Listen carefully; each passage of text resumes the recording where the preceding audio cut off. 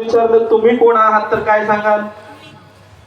मी आहे, माझं नाव हे आहे, मी ह्या गावचा आहे, मी ह्या जातीतला आहे, मी ह्या पंथातला आहे, माझे हे आई वडील आहेत, माझे ते आई वडील आहेत, असं सांगणार ना? इकडे बसले मुळे कंपनी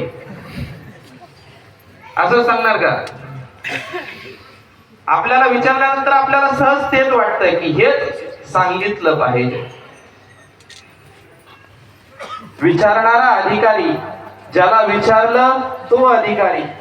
हनुमंतरायाला विचार आला की प्रभू श्री रामचंद्रांनी आपली परीक्षा बघण्यासाठी हा प्रश्न विचारला.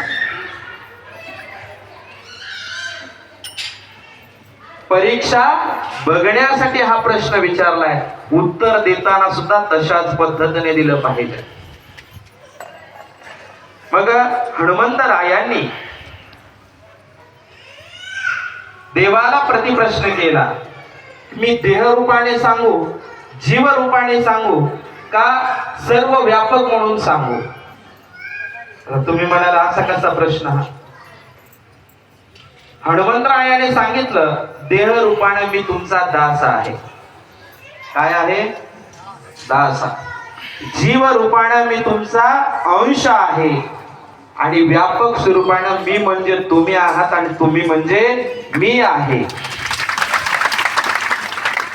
भक्तांना सुद्धा भक्ती करताना दास म्हणून भक्ती करायची. भक्ती करत करत देवाचा अंश व्हायचा असतो आणि अंश झाल्यानंतर प्रत्यक्ष देव व्हायचा असतो. व्यावहारिक दृष्टीने जरी आपले शरीर वेगळे जरी असले तर आत्मस्वरूपानं आपण परमात्म्याशी एकरूप व्हावं लागतं, तरच आपल्याला शिवतत्व सर्वत्र दिसतं, अन्यथा दिसत नाही. आणि हे शिवतत्व शोधण्याचं कार्य आपणा सर्वांना प्राप्त झालेलं आहे. आपण या देह रूपामध्ये का आलेलो आहोत? त्या भगवंताचं मूळ स्वरूप कसं आहे ते पाहण्याचा, तो अनुभवण्याचा जो आनंद आहे, आत्म्यामध्ये जो परमात्मा वसलेला आहे, त्या परमात्म्याची सेवा करत करत जो आनंद प्राप्त होतो त्याला परमानंद म्हणतात.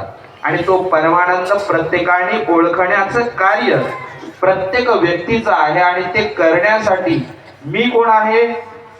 शिव आहे. तुम्ही कोण आहात? शिव आहात.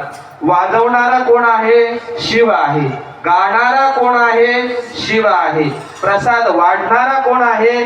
शिव आहे. प्रसाद देणारा कोण आहे? शिव आहे. खाणारा शिव आहे.